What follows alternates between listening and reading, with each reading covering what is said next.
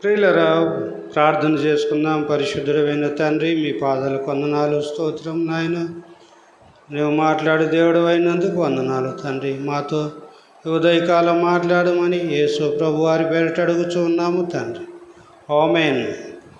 ప్రియులరా, దేవుని వాక్యంలో యోహాను సువార్త 8వ అధ్యాయము 4 నుండి కొన్ని మాటలు చదువుకుందాం.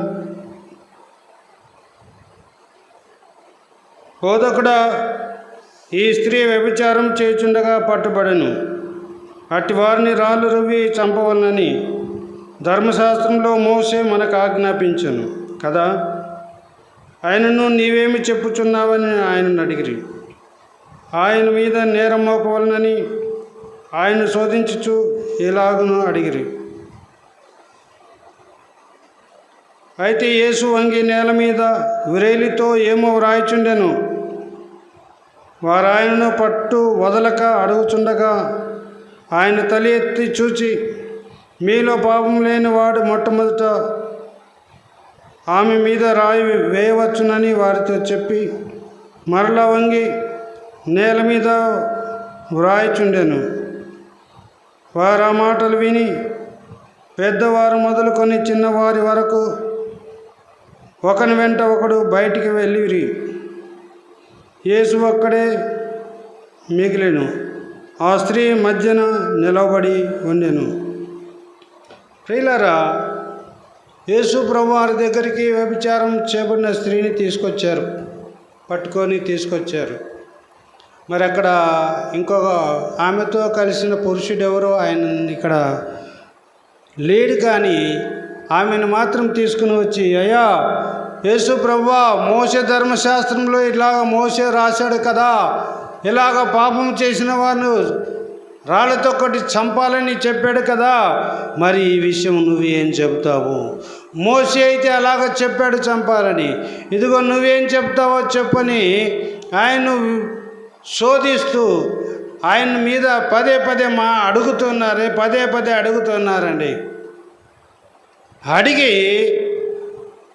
పదే అడిగి ఆయనను విసిగిస్తుంటే అప్పుడు యేసుప్రభు వారు అంటున్నారు,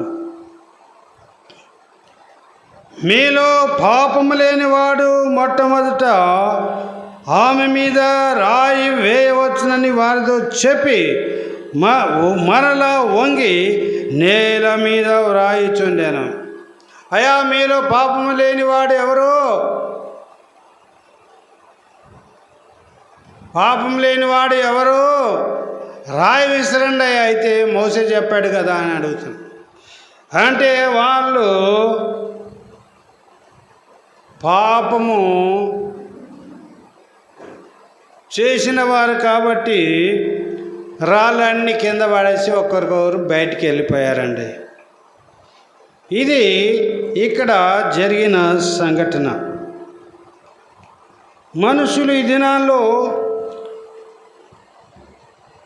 మాట్లాడేటప్పుడేమో చాలా మంచి వ్యక్తులుగా మాట్లాడుతూ ఉంటారు. మాది ఏమీ తప్పు లేదండి, అంతా ఆమెదే అన్నట్టుగా ఉంటారు. పురుషుని వదిలేశారు, అంతా ఆమెదేనండి, మోసే రాళ్ళతో కొట్టి చంపమన్నాడు, మరి నీవేం చెప్తావు ప్రభువా అని ఇద్దరు వ్యక్తులు 10 మంది కలుసుకున్నప్పుడు ఎలాగుంటుందంటే, మేము మంచి వాళ్ళము, వాళ్ళు ఎదుటి వాళ్ళు చెడ్డవాళ్ళు అని గట్టిగా నొక్కి మాట్లాడుతుంటారు. ఎలాగంటే ఇప్పుడు రాజకీయ నాయకులు చూస్తున్నాం కదా, తెలుగుదేశం వాళ్ళు, వైఎస్ఆర్ పార్టీ వాళ్ళు, బీజేపీ వాళ్ళు ఏమంటున్నారు, వాళ్ళు చెడ్డవాళ్ళు, వాళ్ళు ఏమీ చేయలేదు అని వీళ్ళేమో వాళ్ళ మీద వాళ్ళు ఏమీ చేయలేదు, ప్రజలకు మేమే అన్నీ చేశామన్నట్టుగా వీళ్ళు ఎవరికి వాళ్ళు మంచి వాళ్ళుగా మాట్లాడుతూ ఉన్నారు. మేమే అన్నీ చేస్తామన్నట్టుగా గొప్పలు చెప్పుకుంటూ ఒకరి మీద ఒకరు దుమ్మెత్తిపోస్తూ ఉన్నారు. అవునా కాదు? చూస్తలేము మనం వార్తల్లో, రోజు అదే చూస్తున్నాం.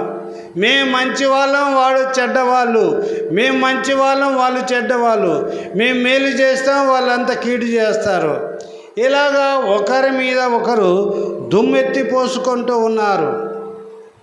ప్రియులారా, ఇక్కడ అయితే యేసు ప్రభువారి దగ్గరికి వచ్చి, ప్రభువా, ఈమె పాపము చేసింది కాబట్టి మోసే రాళ్లతో కొట్టి చంపమన్నారు, మరి నువ్వేం చెబుతావు అంటున్నాడు.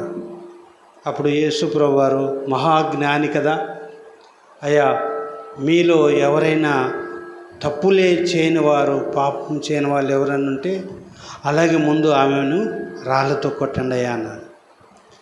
అందరికీ రాస్తున్నాడు ఆయన. ఏం రాస్తున్నాడు తెలుసా?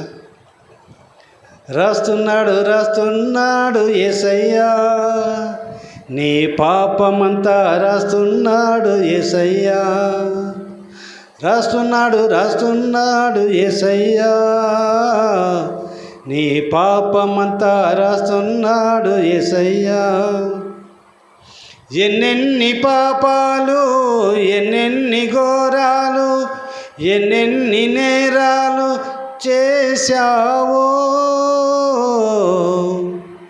నీ కథలన్నీ రాస్తున్నాడు, నీ పాపమంతా రాస్తున్నాడు. రాస్తున్నాడు యేసయ్యా, నీ పాపమంతా రాస్తున్నాడు యేసయ్యా. హల్లెలూయా. ప్రియులారా, మనుషులు పాపము చేస్తున్న వ్యక్తులు తీసుకొచ్చి ఆమె ఒక్కతే పాపము చేసిందన్నట్టుగా అందరూ చిన్నవాళ్ళు మొదలుకొని పెద్దవారి వరకు వచ్చారంట. ఇలాగా మేము ఏ తప్పు చేయని వారము, ఏ పాపము చేయని వారము, అంతా వాళ్ళే చేస్తున్నారు అన్నట్టుగా ఈరోజు బిల్డప్లు ఇవ్వడం ఎక్కువైపోయింది. ప్రియులారా, అలాగా ఎదుటి వ్యక్తిని నిందించడానికి మనకు అధికారం లేదు, ఎదుటి వ్యక్తికి తీర్పు తెచ్చే అధికారం మనకు లేదు. ప్రియులారా, మనకున్నదంతా క్షమించి వాళ్ళ కొరకు ప్రార్థన చేయడమే. హల్లెలూయా, హల్లెలూయా. ఎదుటి వ్యక్తిని క్షమించి అతను నిజంగా ఏదైనా ఒక పాపములో ఉంటే అతని పాపములోంచి బయటికి తీసుకుని వచ్చే విధంగా నీవు నేను ప్రేమతో ప్రార్థన చేసేవారుగా ఉండాలి. హల్లెలూయా, హల్లెలూయా. ఎలా ఉండాలి మనము?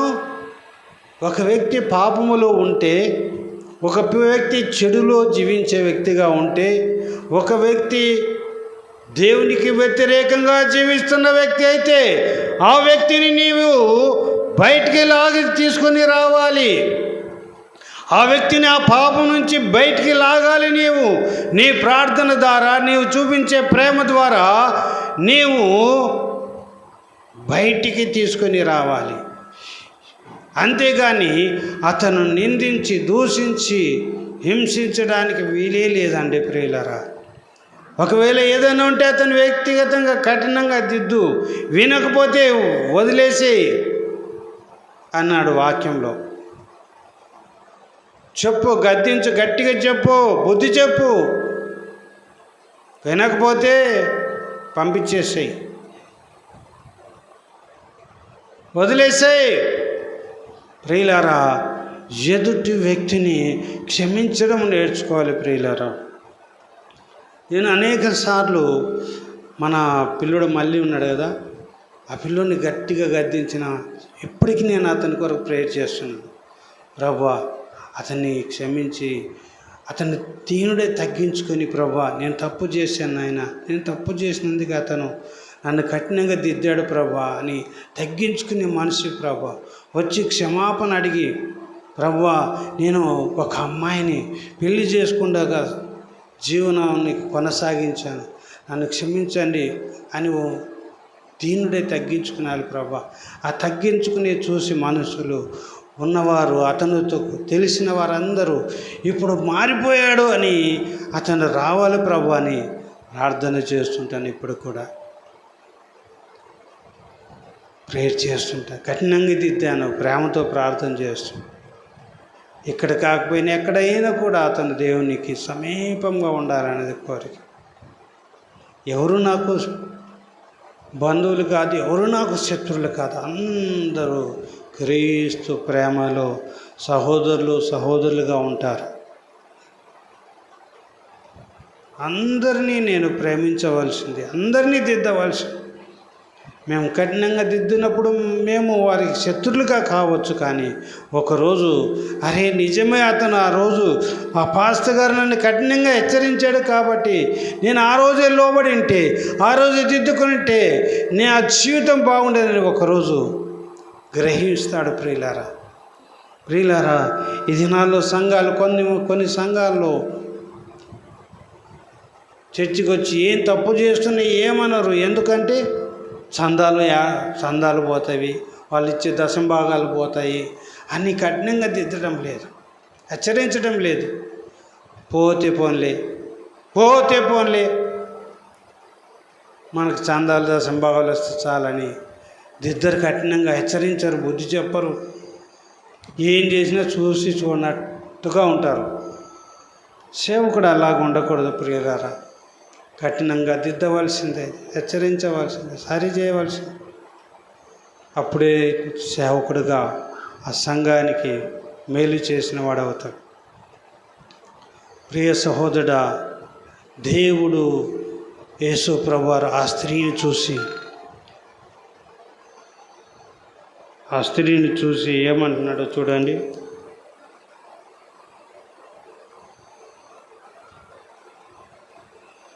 పదవచనం,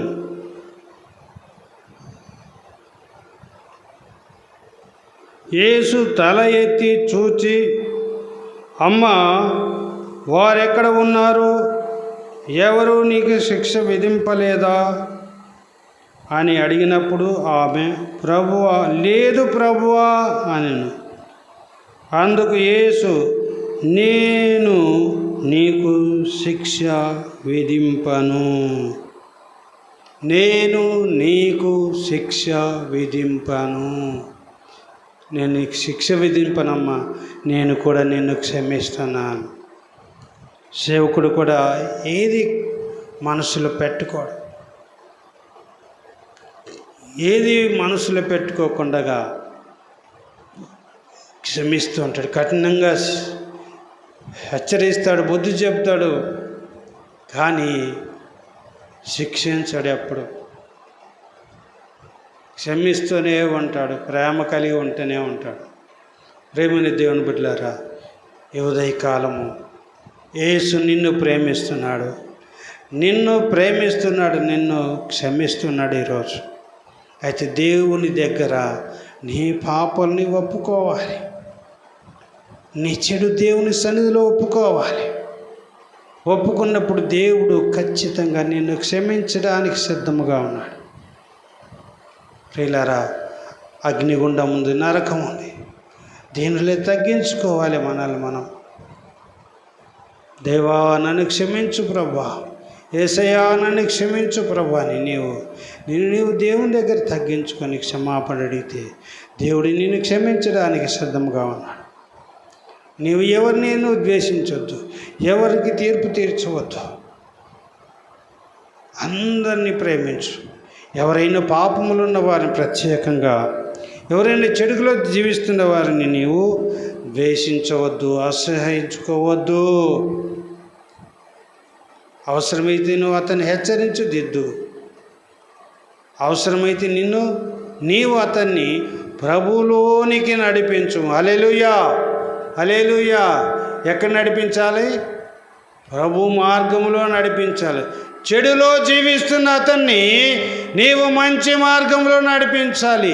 ఆ యొక్క మంచి మార్గం నడిపించినప్పుడు ఆ వ్యక్తి రక్షణ పొందితే ఆ యొక్క ఆశీర్వాదము నీకే. ఒక వ్యక్తి చెడులో నడుస్తున్న వ్యక్తిని ద్వేషించకుండా, అసహించుకునకుండగా ఆ వ్యక్తిని ప్రభువులోకి నడిపించడమే దేవుడు నీ విషయం ఆశిస్తూ ఉన్నాడు. చెడులో ఉన్న వ్యక్తిని నీవే మార్చాలి, నీవు నడిపించాలి, నీవే సరిచేసి ప్రభువులోనికి నడిపించాలి. ప్రియులారా, ప్రభువులోనికి నడిపించాలి. అది మనం చేయవలసింది. కానీ ద్వేషించడానికి వీల్లేదు, అసహించుకోవడానికి వీల్లేదు. అందరూ పాపము చేసిన వారే. వీళ్ళందరూ ఒక్కొక్కటి రాస్తుంటే పాపాలని రాస్తుంటే చూసి అందరూ పారిపోయారు. కాబట్టి అందరూ పాపం చేసి దేవుడు అనుగ్రహించు మహిమను పొందలేకపోతున్నా. నీవు ఆ మహిమను పొందుకో, అనేకులకు ఆ మహిమలోనికి నడిపించు. దేవుడి మాటలు దీవించును కాక. ప్రార్థన చేసుకుందాం. ప్రభు అయిన యేసు మీకు వందనాలు. ఆ స్త్రీను శిక్షించగా క్షమించి రక్షించిన దేవానికి స్తోత్రం. ప్రజలందరూ ఆ స్త్రీని శిక్షించకుండగా, రాళ్లతో కొట్టకుండగా వారి పాపములన్నీ రాసి, ఇదిగో మీరు కూడా పాపంలో ఉన్నవారు కదా, మీరు ఈ పాపములన్నీ చేస్తున్నారు కదా, మిమ్మల్ని కూడా శిక్షించాలనా అన్నట్టుగా మీరు వారి పాపములన్నీ రాసిండగా వారు అందరూ చిన్నవాళ్ళను మొదలుకొని పెద్దవారి వరకు రాళ్ళు పారవేసి బయటికి వెళ్ళిపోయారు. ప్రభువా నాయన, మా ఎడల మా ముందు ఎవరైనా పాపం చేసిన వారు ఉంటే మేము వారిని ద్వేషించక అసహించుకొనగా వారి మీద కనికరపడి ప్రేమ కలిగి ప్రేమతో ప్రార్థించి నీ సన్నిధిలోనికి నడిపించినట్లుగా మాకు మీ కృపలు దయచేయమని యేసుక్రీస్తు వారి పేరిట అడుగుచున్నాము తండ్రి. ఆమేన్. తండ్రి యొక్క ప్రేమయు, కుమారుని యొక్క కృప, పరిశుద్ధాత్మ యొక్క నిత్య సహవాసము, సమాధానము, నెమ్మది ఎప్పుడు ఎల్లప్పుడూ మనమందరినీ క్షమించి ప్రేమించి అందరినీ ప్రభు దగ్గర నడిపించినట్లుగా పరిశుద్ధాత్మ దేవుడు మనకందరికీ సహాయము చేయునుగాక. ఆమేన్. ఆమేన్. అందరికీ వందనాలండి. ఎండు కొట్టు.